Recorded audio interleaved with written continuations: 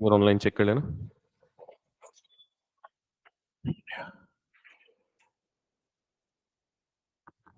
Clear है?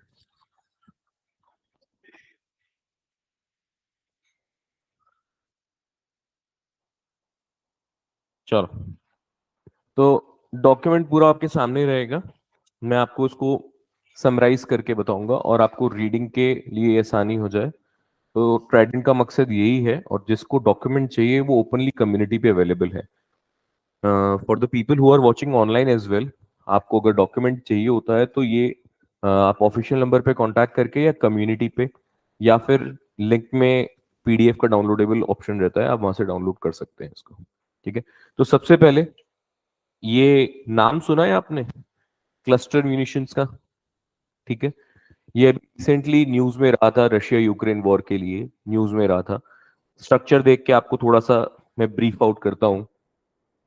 यहाँ पे एक छोटा सा डायग्राम दे रखा है, इसको ढंग से देखो, आपको यहीं से समझ आ जाएगा कि ये चीज है क्या।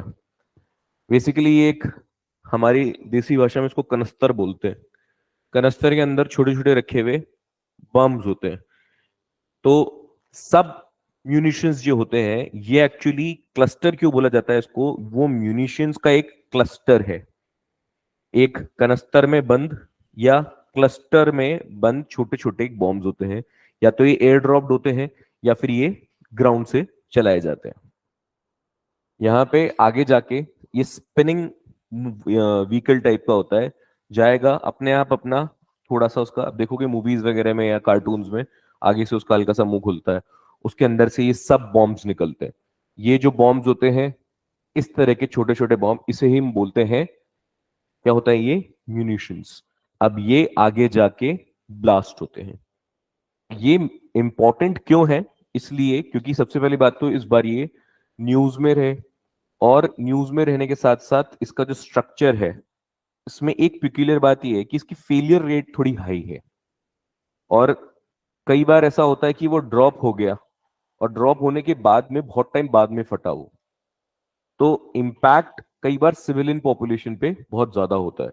डिस्ट्रक्टिव है, ऑफ कोर्स डिस्ट्रक्टिव है, तो कहीं भी यूज करने के लिए इसको कोई अलाउ करेगा नहीं। तो फेलियर रेट की बात करते हैं, तो फेलियर रेट काफी हाई है। और यहाँ पे पीछे एक आपको कन्वेंशन दे रखा है, यहाँ पे इस कन्वेंशन को आप जरूर रीड करिएगा। This convention on cluster munitions क्या होता है, ये सबसे पहली बात, ये यूज करना, अगर आप इस कन्वेंशन में पार्ट लेते हैं, आप साइन कर लेते हैं, तो बाइंडिंग इंटरनेशनल लॉ है which prohibits you to use such weapons during the warfare. आपसे क्या पूछा जाएगा मैं आपको बता देता हूं। 2010 के अंदर में एक कन्वेंशन आया, लेकिन किस किसने साइन नहीं किया है, याद करने का तरीका बड़ा आसान है, बिना सोचे समझे यूक्रेन और रशिया के वॉर में इसको यूज किया गया। यूक्रेन और रशिया दोनों ही सिग्नेटरी नहीं होंगे। जहां रशिया सिग्नेटरी नहीं है, वहां मान के चलो कि यूएसए भी सिग्नेटरी नहीं होगा। ऐसी कोई भी चीज जो यूएसए यूज कर रहा है तो रशिया भी करेगा, और रशिया कर रहा है तो यूएसए भी करेगा। आप दूसरा नाम देखिए यहाँ पे, इंडिया। इंडिया ने भी साइन नहीं किया है ये ट्रीटी, ये कन्वेंशन साइन नहीं किया है, क्योंकि साइन करते ही हम बाध्य हो जाते हैं कि हम इसको यूज नहीं करेंगे। तो हमने नहीं किया, क्योंकि पाकिस्तान ने भी नहीं किया, और इसके साथ साथ यूएसए का all time good weather partner Israel, इन तीनों ने नहीं किया। तो हमको उसको रटने की बिल्कुल भी जरूरत नहीं है। रशिया है तो यूएसए है, और यूएसए तो उसका पार्टनर इजराइल भी रहेगा। यूक्रेन के साथ में वॉर में यूज हो रहा है तो यूक्रेन ने, पाकिस्तान ने नहीं किया तो इंडिया ने भी नहीं किया। सेम चीज सीटीबीटी वाला कंसेप्ट या एनपीटी वाला कंसेप्ट आप मान लीजिए। क्लस्टर म्यूनिशंस के बारे में आपको बस इतना सा ही पढ़ना है। आपके पास में अगर कोई चीज यहां पे पूछी जाएगी तो इंडिया के नाम पे पूछ लिया जाएगा। They are not the signatories to the convention, as simple as that. हमको इसके ज्यादा कुछ अंदर इसके ज्यादा है नहीं।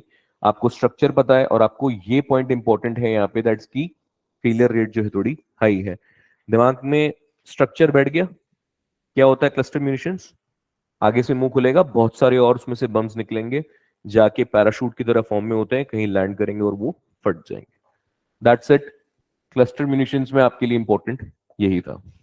अब बात कर लेते हैं United Nations security council, UNSC की बहुत ही इंपॉर्टेंट बॉडी, और उसके साथ साथ यूएन का 6 जो परमानेंट बॉडीज हैं उसमें से एक 6 प्रिंसिपल ऑर्गन्स है, उसमें से एक प्रिंसिपल ऑर्गन कौन सी है? यूएनएससी। 5 बाकी के जो प्रिंसिपल ऑर्गन्स हैं उसमें से एक है हमारे पास में United Nation General Assembly, International court of Justice, Trusteeship Council, इकोसॉक and the United Nation secretariat.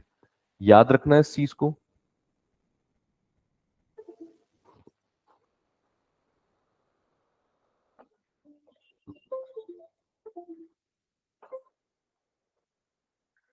तो 6 परमानेंट हमारे पास में क्या है ऑर्गन्स, उसमें से यूएनएससी एक हो गया, और बाकी के जो 5 ऑर्गन्स हैं जिसमें कि एक ट्रस्टीशिप काउंसिल, यूएन इकोसॉक, secretariat, international court of justice and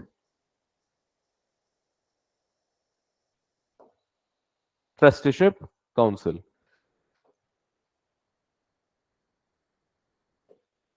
अब इस डायग्राम को थोड़ा सा अच्छे से देख लो, ये आपके लिए डाला गया है खूबसूरती के साथ में, जिसने ये बनाया उसको धन्यवाद।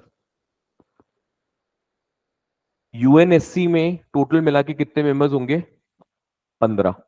बहुत सिंपल सा मैथ्स, 10 + 5। 5 परमानेंट मेंबर्स वही हैं जो वर्ल्ड वॉर 2 जीत के आए। ठीक है।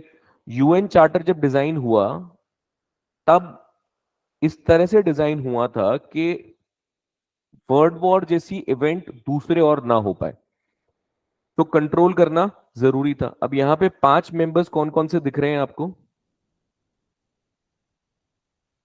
ठीक है, मोस्टली इसमें यूरोपियन है और एक चाइना है। अब चाइना के होते हुए आपको ये जरूर समझ आ जाएगा कि जो 2020-21 में हमारे पास में, क्योंकि हम नॉन परमानेंट मेंबर हैं लेकिन हमारे पास में इसकी चेयरमैनशिप या प्रेसिडेंसी थी 2020-21 में। अब वहां पे हमारा परमानेंट मेंबर स्टेटस की जो बात चल रही है, जिसमें G4 कंट्रीज वाउच कर रही हैं कि रिप्रेजेंटेटिव स्ट्रक्चर होना चाहिए यूनाइटेड नेशन सिक्योरिटी काउंसिल का, वहां पे हमारे पास में एक परमानेंट मेंबर, एक दुश्मन बैठा हुआ है जो हमारे पोजीशन को ब्लॉक करेगा। हम चाहते हैं कि ये P5 जो है ये P6 हो जाए, और P6 नहीं तो एटलीस्ट P7 P8, मतलब रिप्रेजेंटेटिवनेस तो रहे पूरे ग्लोब के अंदर में। तो यहाँ पे एक ब्लॉक करने वाला हमारे पास में कौन है?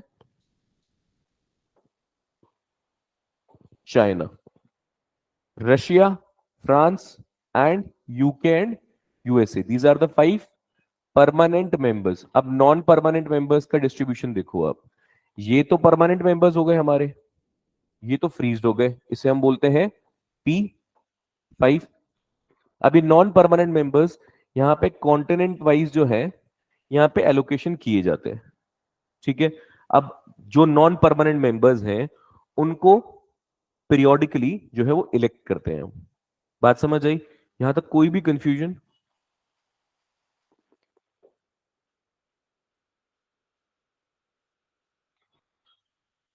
ये देखो, जो नॉन परमानेंट मेंबर्स हैं हर साल ईच ईयर, याद रखना, हर साल general assembly 5 non permanent members को यूएनएससी के लिए इलेक्ट करती है। कितने टाइम के लिए? हर साल 5 मेंबर्स को 2 साल के लिए। कौन इलेक्ट करता है? यूएनजीए, जो कि खुद एक प्रिंसिपल ऑर्गन है। याद रहेगा। इसमें खेल कहां हो जाएगा आपके साथ में कि आपको सबसे पहले यहां पे नंबर्स में खेलेगा, 5, 1, 2। आपको कैसे याद रखना है इसको? यूएनएससी की रिप्रेजेंटेशन में कौन इलेक्ट करेगा? नॉन परमानेंट मेंबर्स की बात की जाए तो नॉन परमानेंट मेंबर्स यूएन जीए एवरी ईयर। 1 से याद रखोगे, every year. How many members? 5 members elected for how many term? तो नॉन परमानेंट मेंबर्स के लिए कोड वर्ड याद रख लेना, एक कोड 152 याद रहेगा।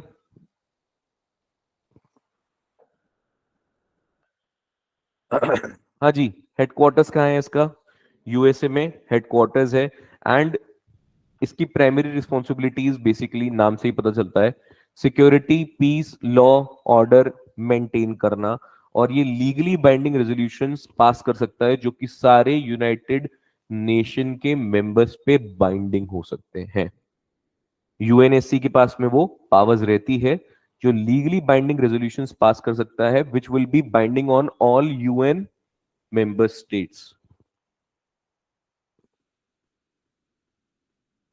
हाँ जी, डन, कोई इशू?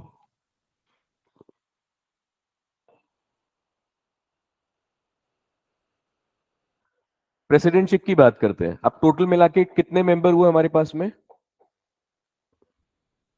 अरे टोटल 15, 10+5। अब जितने भी मेंबर्स होते हैं उनके कंट्री के जो इनिशियल्स होते हैं, मान लो ए है, एफ है, आई है, सी है, इनके इनिशियल्स के हिसाब से इनको प्रेसिडेंटशिप दी जाती है। हम क्योंकि उस टोटल मेंबरशिप के पार्ट थे, 15 में से एक नाम हमारा था, तो अल्फाबेटिकली क्या होता है, क्रोनोलॉजिकली अल्फाबेटिकली हर कुछ कुछ मंथ के लिए, हर मंथ में ये रोटेट होती रहती है। मतलब 15 महीनों में 15 आपको क्या मिलेंगे? मेंबर्स जो मिलेंगे कौन होंगे वो? अरे प्रेसिडेंटशिप, चेयरमैनशिप रोटेट होती है। और ये किस तरह से रोटेट होती है? इनिशियल्स के बेस पे। जिसका नाम ए से है वो पहले बाद में, बी ब्राजील फॉर एग्जांपल है, ए अर्जेंटीना, अगर वो नॉन परमानेंट मेंबर है, यूएनएससी का पार्ट बन गया, टोटल 15 का पार्ट आ गया, तो ए अर्जेंटीना सबसे पहले ही एक मंथ के लिए मेंबरशिप, प्रेसिडेंटशिप किसको मिलेगी? अर्जेंटीना। फिर कौन आएगा? B Brazil.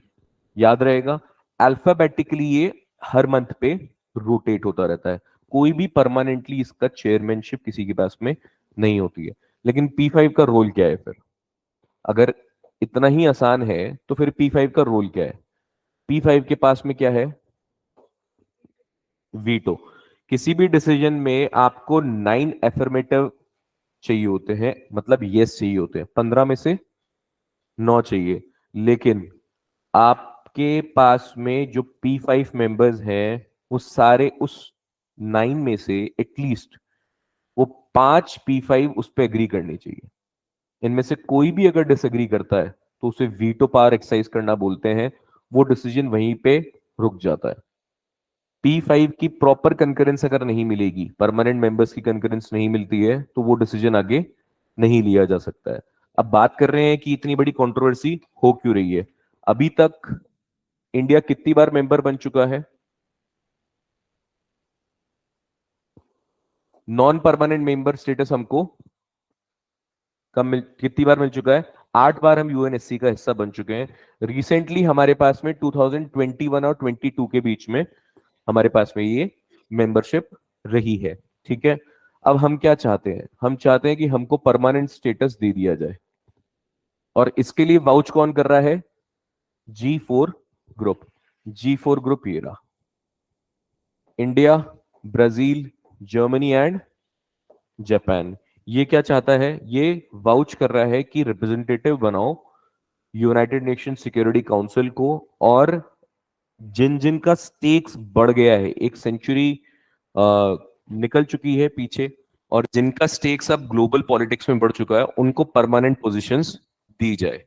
अब इसको ब्लॉक करने के लिए थीसिस है तो एंटी थीसिस भी रहेगी।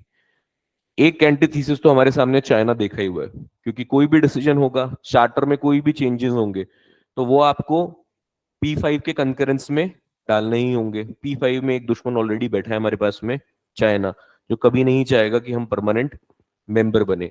इसके अलावा जिससे कभी कोई एक्सपेक्ट नहीं करते हैं, जिससे कोई एक्सपेक्टेशंस नहीं होती है, वही हमारा सबसे बड़ा दुश्मन निकलता है। इटली के प्रेसिडेंटशिप में एक छोटा सा यूनियन ही बोल लो या एक कैंपेन लॉन्च होता है, जिसे बोला जाता है यूनाइटिंग फॉर कंसेंसस के नाम से। पहले मैं आपको वो बताऊंगा ताकि कहानी रुके नहीं कहीं भी। यूनाइटिंग फॉर कंसेंसस इसको बोला जाता है कॉफी क्लब के नाम से।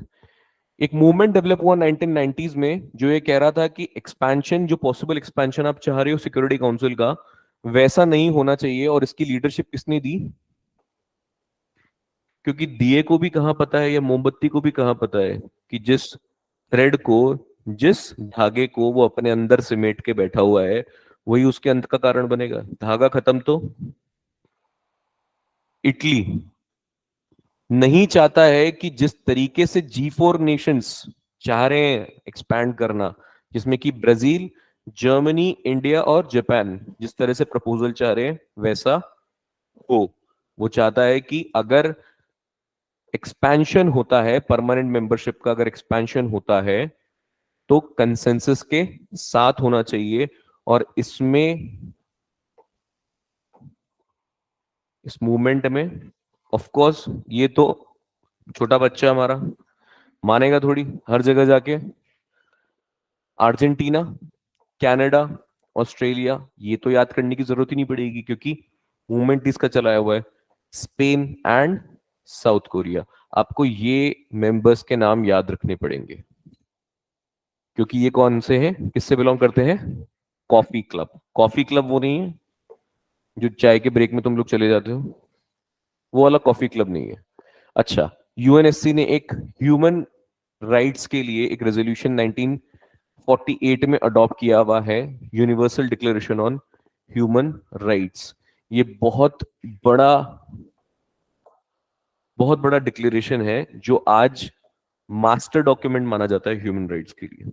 हमारे जो ह्यूमन राइट्स के लॉज हैं या ह्यूमन राइट्स के जो भी कन्वेंशंस है, नेशनल ह्यूमन राइट्स कमीशन या स्टेट्स ह्यूमन राइट कमीशन जो जो ह्यूमन राइट्स को प्रोटेक्ट कर रही है आज की डेट में, वो कहीं ना कहीं इस चार्टर से बोरो किए गए हैं।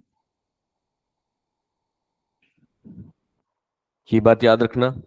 यूएनएससी बहुत सारी चीजों को एंडोर्स करता रहता है जिसमें कि सबसे ज्यादा अभी फेमस जो हुआ है वो है यूनाइटेड नेशन का Paris agreement on climate change. This has been endorsed by United Nation Security Council. अब यहाँ पे स्टेटमेंट लिखा आएगा, आपको लगेगा क्लाइमेट चेंज का एग्रीमेंट है, यूनाइटेड नेशन सिक्योरिटी काउंसिल, क्या लेना देना है इसका? लेकिन इसने सिर्फ सिंपली एंडोर्स किया है, तो एंडोर्स तो कर ही सकता है। ये सब तो आपको पता ही है कि ये तो कॉमन चीजें हैं। तो अच्छी सारी चीजें जो भी है वो United Nation Security council endorse करेगा।